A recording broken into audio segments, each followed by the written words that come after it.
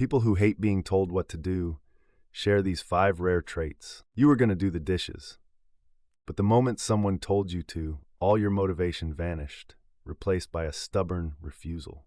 If this happens with bosses, parents, or even friends giving advice, you aren't just stubborn. You're experiencing a powerful psychological reflex. This instant resistance to being controlled is a well-documented phenomenon. Maybe you're the employee who performs brilliantly until a micromanager shows up, and then your productivity mysteriously grinds to a halt. Or maybe you refuse to watch a popular movie because everyone keeps saying you have to see it. Psychology suggests this isn't just you being difficult, it's a sign of a deeper set of traits. This resistance is a window into your fundamental wiring, a concept named psychological reactance. It's the motivational urge to restore your freedom when you feel it's being threatened. It isn't a conscious choice, it's a primal defensive reaction. Today, we're looking at the 5 rare traits that people who hate being told what to do almost always share. Understanding these isn't about validating your frustration.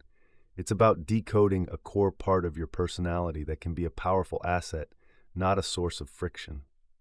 Section 1, Trait 1, a high need for autonomy. The first and most fundamental trait is an exceptionally high need for autonomy. For people who bristle at commands, autonomy isn't a preference, it's a core psychological need, as essential as oxygen. When that freedom is threatened, even in a small way, their entire system goes on high alert. This is what some psychologists call counterwill, the natural human instinct to resist being controlled. It's not a decision to be defiant, it's a protective mechanism. Think of it like a psychological immune system. When it detects an outside force trying to impose its will, it automatically pushes back to protect your own choices. While autonomy is a universal human need, for some this need is dialed way up. Often this is just part of their temperament. From a young age, these individuals feel a deep discomfort when others try to direct their actions. They are the toddlers who insist, "I'll do it myself," and this drive for self-direction never really fades. In the workplace, this shows up as a strong preference for roles that allow for independence. They thrive when given a goal and the freedom to get there on their own terms.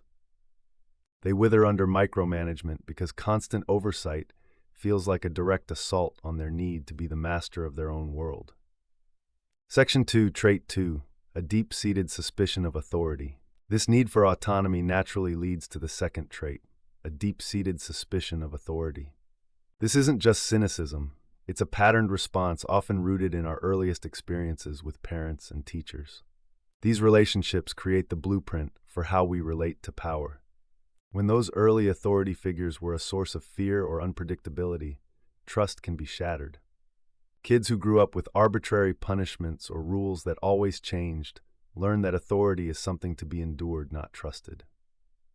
When mistakes led to shame instead of learning, a child learns that authority isn't to be questioned, only obeyed, planting the seeds of future rebellion. For survivors of childhood trauma, this suspicion becomes even more pronounced. When the people supposed to protect you become a source of fear, you can develop an inherent distrust of anyone in power. The power imbalance in any authority relationship can trigger old wounds of helplessness, causing the body to react as if it's in danger. This learned suspicion means you're constantly scanning for signs of coercion or manipulation. You question the motives behind any request. Is this fair? Is this person competent? Are they respecting my intelligence? This isn't paranoia. It's a highly adapted survival skill, born from experiences that taught you that blind trust is dangerous.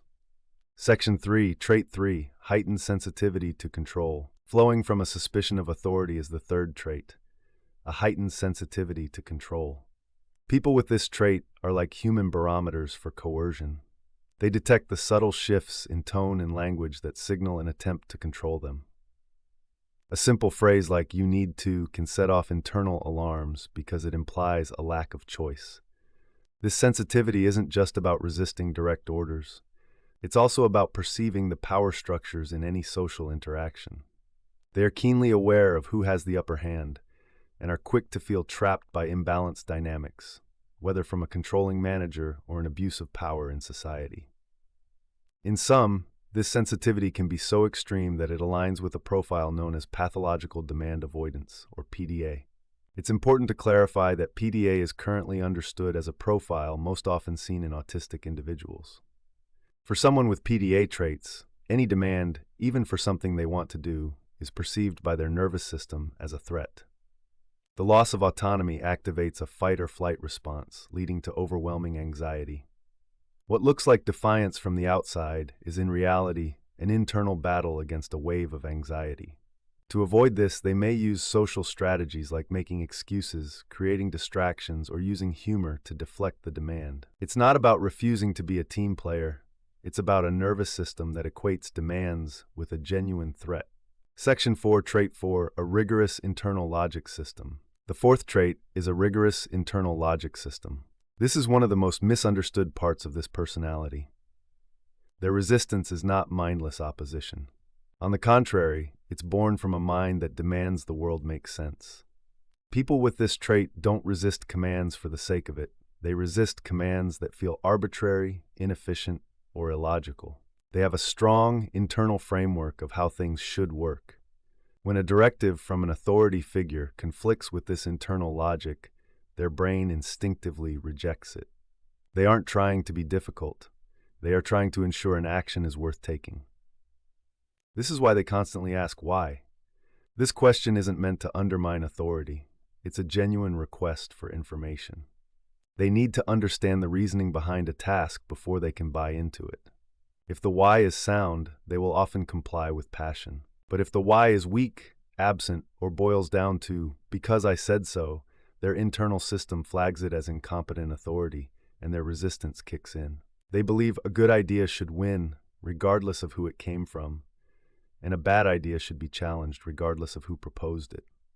They simply cannot turn off their brain and follow orders that don't add up.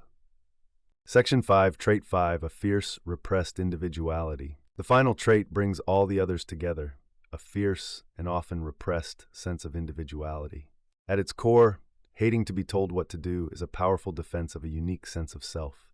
It's a deep instinctual need to live in line with one's own authentic desires. In a world that pressures people to conform, this can feel like a direct attack on their identity. Their resistance is a way of holding their ground and preserving the space for their true self to exist.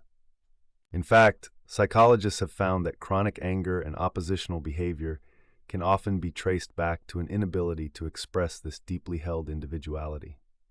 This resistance acts like a protective fence, keeping out the expectations of others to make room for a person's own motivations to grow. But when this instinct is repeatedly misinterpreted as disrespect, that defensive wall gets thicker. The person can become trapped in a state of chronic resistance, constantly pushing against what they don't want, making it hard to connect with what they authentically do want. Underneath the prickly exterior is often a person with a rich inner world and a strong moral compass. Their resistance isn't a flaw, it's a psyche fighting to stay true to itself. So, what does this all mean? The person who hates being told what to do is rarely just being stubborn. They are operating from a complex psychological framework built on a vital need for autonomy, a suspicion of authority, a sensitivity to control, a rigorous internal logic, and a fierce, protective individuality. You may have been labeled difficult, rebellious, or insubordinate. But what if we reframe it? This resistance isn't a character flaw, it's a sign of a rare strength. Your need for autonomy is a drive for self-reliance. Your suspicion of authority makes you resistant to groupthink. Your sensitivity to control makes you an advocate against injustice. Your internal logic makes you an innovative problem solver. And your fierce individuality is the engine of creativity and authentic leadership. This isn't a bug in your system, it's a feature. It is a sign of a mind that values freedom, logic, and authenticity above all else. You weren't built to simply follow. You were built to think, to question, and to lead the way. I'd tell you to subscribe, but I have a feeling you'll only do it if you actually want to. If you recognized yourself in this, share your experience in the comments below. Which trait resonates with you the most?